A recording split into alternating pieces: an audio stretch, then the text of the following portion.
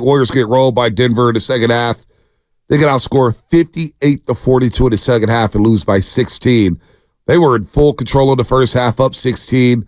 Denver goes into the half on a 14-0 run. It does not look back. That is a legit basketball team, the defending champions. Humbled all of us around here in the Bay Area.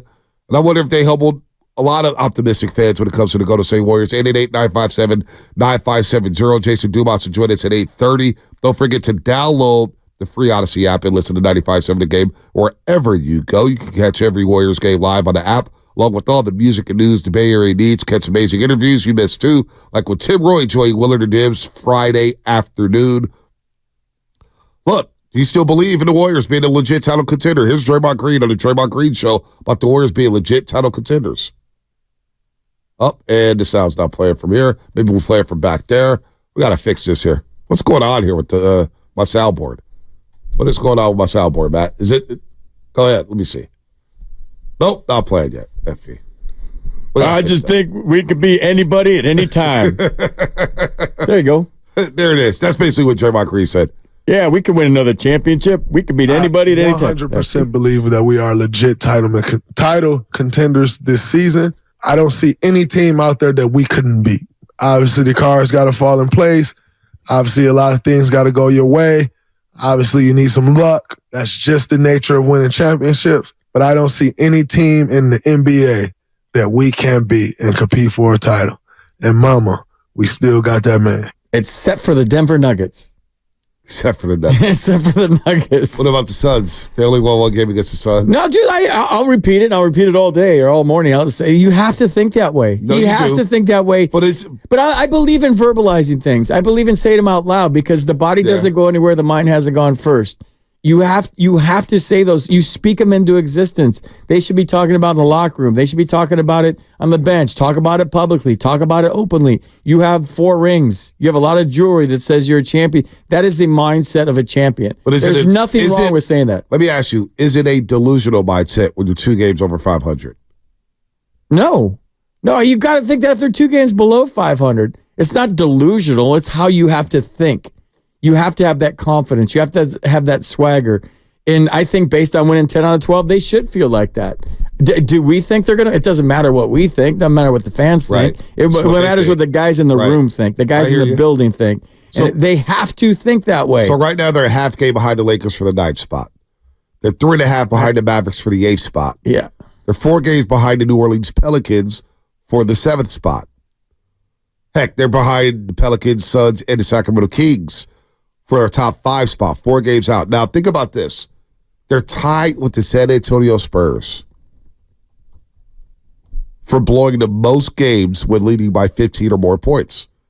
The Warriors have blown 7 games this season when leading by 15 or more. If they've won 5 of those games, right now they'd be in the 5th spot. Yeah, I bet. Yeah, but ifs and buts were candies and nuts. Every day would be Christmas. I'm with you. If you're playing for the Spurs and you're 11-47 and you go on your podcast and you're Wembanyama and you say that, yeah, we're going to win a championship this year. You're laughing at them. That's delusional. Yeah. But if you're the Warriors and you have 4 parades and 4 rings and you're playing good basketball all of a sudden, you don't look at your record as you're 29-27 or 29-26 before last night. You look at it that we're playing the way we used to play and we won. Like, you got to say that. You have to think that. You have to feel that. Now, did last night put a dent in that for my confidence? Absolutely. As a fan, I went, uh-oh.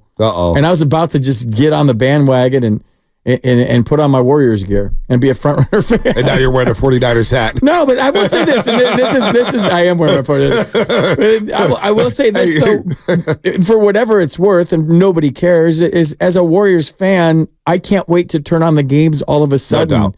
And earlier in the season, when I was filling in here, I turned them on because I had to, because we're going to talk about it.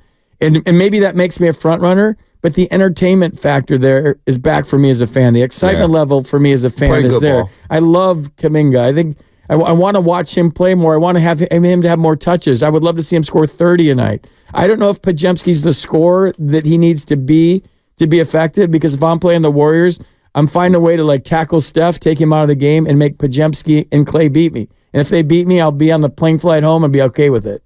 But I'm excited to watch them play all of a sudden. And I think what you're hearing in Draymond's voice is He's excited by the way they're playing, and he feels like they can win number 5, and he should feel like there's absolutely nothing wrong with what he said. All right. Let's see if the roasters feel like that. Let's go to Ari on the 880. 880. Ari, what's happening? You're on the roast.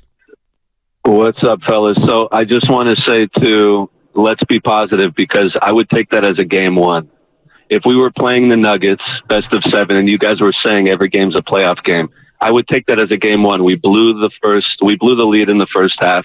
We gave Joker a ton of room. We haven't gotten down our double team of a big like we did with Iggy and Draymond back in the day. I want to see Kuminga in Iggy's spot. So I would take that as a game 1. I think we should be very positive, despite losing the second half. Ari, maybe you could answer this one. How do the Warriors unlock Steph against Denver? So it's going to have to come from Clay. They didn't do this well last game, where all of a sudden Clay has the juice. Now the defensive energy is going to Clay, and they're running around like zooming bees. They used to do that way more. But they're more physical too. We're not playoff physical like the Nuggets were, and you saw that at the end of the game. They were pushing, they were shoving. They didn't mind the fouls, and Kerr is telling us keep them off the line. And so we're meek when it comes down to game time. And so that Curry gets bumped around when he's going baseline. It's very difficult for him to get unlocked. So I don't know. If Steph ain't getting unlocked, you ain't winning. Yeah, that's why simple. You're getting swept at a 4-game series if you can't unlock him. Well, that's why I look at these numbers here. Who's number 2? Who's number 2? It changes every single game. Well, he's saying, that change? Can Clay be your number 2? Can Wiggins be your number 2? Can Jonathan Kuminga be your number 2? I don't know. I don't have the answer to that one, but here's what I do know about Steph against Denver. 23 points a game. 37.5% from the floor, shooting, and 31% from 3. 6-17, 7-21, 11-23, 6-19. This is a guy, Steph Curry, shoots over 45% from the floor. He shot 35%, 33%, and 31.6% in 3 to 4 games against the Denver Nuggets. He's shooting in the low 30s against the Nuggets this season. When it comes from 3, 6-13, 3-13, 5-12, 1-10. Like you just said, FP, if Steph Curry's not unlocked against Denver, then you don't have a shot. You're not winning. And so why wouldn't other teams follow this blueprint that Denver laid on the Warriors? Kentavious Caldwell-Pope defending Curry, shadowing him. Aaron Gordon, big, physical, athletic, getting out on Stephen Curry. Jamal Murray at times, knowing when to double Steph, knowing when to trap him on the three-point line. New Orleans has personnel that can do that. Minnesota has personnel that can do that. I'm not so sure about Oklahoma City, but the Clippers have personnel that can do that. Stephen Curry has been bottled up by the Denver Nuggets. And I hope he hears this, because Stephen Curry is one of those great ones where he's going to continue to hear Denver has the remedy for me. Watch this. But they have had the remedy. They beat the Warriors 7 straight times, FP. 7 straight times. That's the team. You heard Fitz yesterday. I said it all year when the Niners are playing in the NFC. To be the man, you got to beat the man. Right now, the man is the Denver Nuggets, and the Warriors can't beat that man. They just can't. Sometimes in sports, you just don't match up with a team, and it doesn't have to be the defending NBA champs. Right. In this case, it is. So that makes it even worse. But there's sometimes in sports where you'll play a team like the Grizzlies, for instance, who are 20-37, and you just don't match up against them. Right. Your personnel doesn't match up against their personnel. And for whatever reason, they have your number. Whether it's a mental thing and a sports psychology thing, I don't think so in this case. I think it's just, they ran him out of the gym. I was at the game last time when Jokic made the last second shot off the backboard. 25-4 They ran him out of the gym, and you're just like, I don't like the way this is going. It's down to 11. I don't like the way this is going. It's down to 8. I don't like the way. And this game's not over yet. And I was with my friends going, this game's not over yet. And all of a sudden, they end up losing. So there's certain teams you don't match up with. They don't match up well against the Nuggets because they found a way to stop Steph. But you can't stop him every single time, but they have. They have. And other teams can't stop him every single time, or they would have. Well, you brought up the 25-4 run when Jokic hit the 40-foot heave off the backboard. Yesterday, they had a similar run. Yeah, 16-point lead. 14-0 run in the second quarter, 14-0 run in the third quarter. Here's what Kerr said about that run before halftime, which I think was the game. That was the game to me. Once you go to halftime tied after dominating 20 of the 24 minutes, you have problems there. Here's what Kerr said about that. Well, first of all, Denver's the defending champs, so they're really good. I thought we had 2 or 3 offensive possessions where we didn't get organized and we got stagnant, and that hurt our flow. We were in a good rhythm until then, and then the pace slowed down. So we needed to get better organized offensively. And then, they hit some tough shots. Murray hit some tough fadeaway shots. They had a couple of and ones. I think we fouled Gordon twice on layups, and, those are tough. I'd rather just let the guy have the layup so we can keep the game going. But when we foul, they can set up their defense, and now we're playing in the half court. So that was definitely the key stretch of the game. And then the first 5 minutes of the third, I didn't like our energy. I didn't feel like we responded well enough, and Denver kind of controlled the game from there. So are we putting way too much stock into this loss? Maybe. Or the Warriors legit title contenders? We're sports talk radio. We're supposed to overreact. Because that was a litmus test. That was a test we wanted to see the Warriors pass. We wanted to see them get an A+ on the exam. Yeah. And they failed it. Yeah. They failed it for the 4th time this season against Denver. It's one thing to beat Charlotte 97-84. Terrible game on Friday. You come out, you beat the Lakers without LeBron James. She had a chance to really make a statement on national television last night. And Denver kind of showed there's levels to this, especially this season. Well, how would the show be different today had they won? Oh, if they won, the lines would be let up, and everybody was saying the Warriors are back. Right? Back. So now we have doubts because of one game. I have doubts. I've admitted it the whole show so far. Absolutely. I think we have doubts because it's one game. Steve mentioned something there that I saw, and it was organized offensively. He said it just now. And they were so organized offensively in the first quarter. And the ball was moving around, and guys were cut. Remember, Clay made that cut right down the middle, and a perfect pass, and all of a sudden you're thinking, that's the one extra pass to the guy that's even more open than my shot, and it's selfless.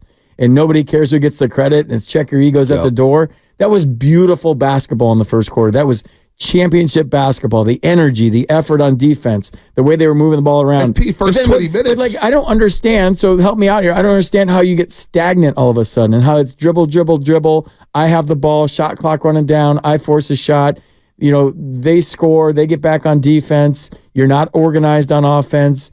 Is it the rotation? There's so many guys coming in. Is it they made the adjustments to stop them? It's adjustments. I think it's adjustments. I think it's Jokic. We have a Jokic problem.